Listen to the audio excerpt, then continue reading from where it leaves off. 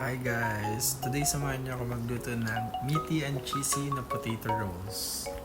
Kakailangan natin dito ng chicken or pork giniling, patatas, sibuyas, bawang, keso at rice paper. Sa isang kawali, mag-isa lang tayo ng bawang at sibuyas. Hintayin lang natin ito maging golden brown, then isunod na natin yung ating giniling. Season lang natin ng salt, pepper, at liquid seasonings. After masangkot siyang giniling, salin ito sa isang mixing bowl. Tapos ihalo na natin yung ating mashed potato.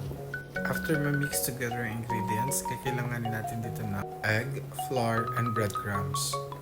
Gamit ang egg, basain lang natin magkabila ng rice paper.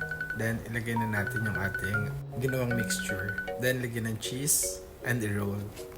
Dahan-dahan lang pagbilot dahil malambot na yung rice paper at madali na itong mapunit. After nyan, pagulungin na natin to sa ating flour. Make sure natin na mako-cover ng buo yung ating ginawang potato roll. Then after sa flour, sa egg naman natin paiikutin. Tapos sa breadcrumbs. Pagkatapos, ilagay lang natin to sa separate plate.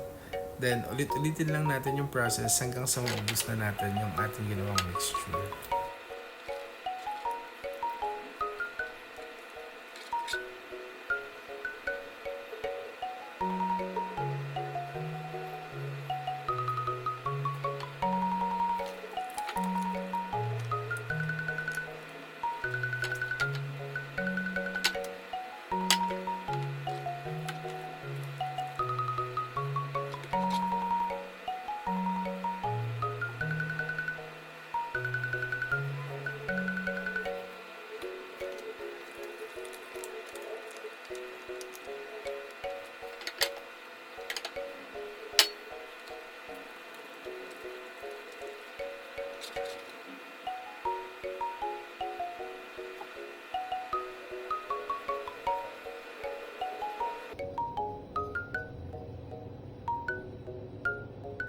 Sa isang kawali, magpainit ng mantika at isa-isa na natin yung prito yung ginawa nating potato roll.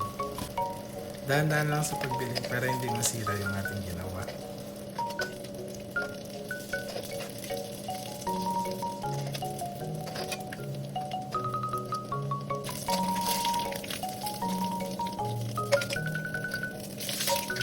At ayan, tikiman na!